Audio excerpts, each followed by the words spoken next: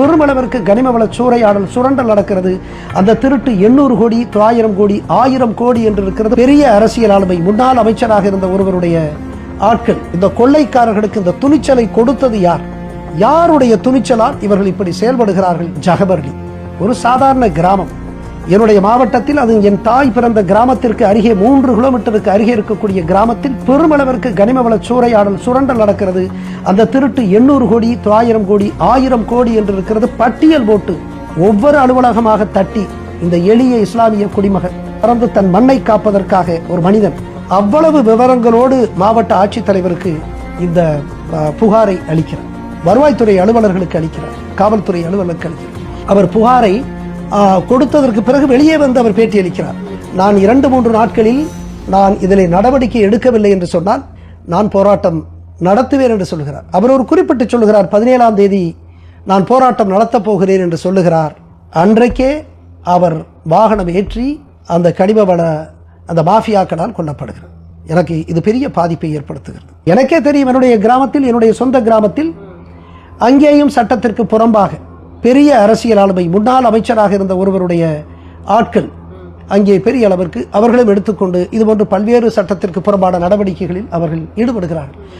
நிறைய இடங்களிலே பார்க்கிறேன். ஜாகிர் ஹுசைன் திருநெல்வேலியிலே கொல்லப்பட்டதை நீங்கள் அறிவீர்கள். கரூரிலே ஜெகநாதன். இந்த இதுபோன்ற எளிய விவசாயிகள், ஒரு எளிய சமூக செயற்பாட்டாளர்கள் நம்முடைய மண்ணை, இயற்கை வளத்தை காப்பாற்ற வேண்டும் என்கின்ற உன்னத உணர்வோடு வரக்கூடியவர்கள்.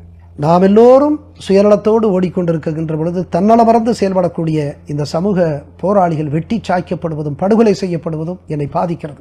இது நீங்க பேசும்போது எங்களுக்கு தோன்ற ஒரு விஷயம் என்ன அப்படின்னா, இந்த 2 கொலைகளும் நடந்ததை ஒரு செய்தியாக வெளியிட்டாங்க. அப்புறம் ஜாகிர் ஹுசைன் அவர்களோட படுகொலை 2 நாட்கள் பேசப்பட்டது, அதெல்லாம் தொடர்ந்து பார்க்க முடியுது. ஆனா நீங்க உங்களுக்கு பாதுகாப்பு இல்லைன்னு சொல்லி இந்த 2 படுகொலைகளையும் நீங்க சுட்டி காட்டும் போது இன்னும் அதிகமாக ஒரு பேசு பொருளாக மாறி இருக்கு அப்படிங்கறத பார்க்க முடியுது.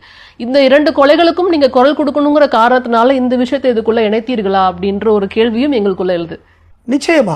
மதுரை மாவட்டத்தினுடைய கலெக்டராக பணியாற்றியவர், இந்தியாவினுடைய மிகப்பெரிய கிரானைட் ஊழலை வெளிக்கொண்டு வந்த இதனுடைய பிரம்மாண்டம் 1,00,000 கோடிக்கு மேலாக அரசு இழப்பு, அதோடு கூட தண்டத்தொகை அபராதம் என்கின்ற அளவிற்கு வசூல் செய்யலாம் என்கின்ற பிரம்மாண்டமான ஒரு தொகை, ஊரக கட்டமைப்பு சிதைக்கப்பட்டிருக்கின்ற இந்த நிலையெல்லாம் வெளியிலே கொண்டு வந்திருக்கிறேன்.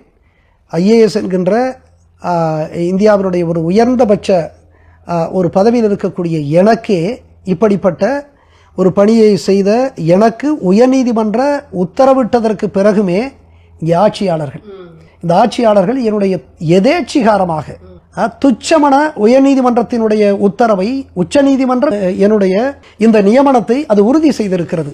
அப்படிப்பட்ட அந்த உத்தரவையெல்லாம் கணக்கிலே எடுத்துக்கொள்ளாமல் அதை துச்சமன தூக்கி எறிந்துவிட்டு நீதிமன்றத்தில் போய் நாம் சொல்லிக் கொள்ளலாம் என்கின்ற ஒரு மமதையோடு இவர்கள் என்னை போன்ற ஒரு IAS அலுவலர்களுக்கே இப்படி என்னை நடத்துகிறார்கள்.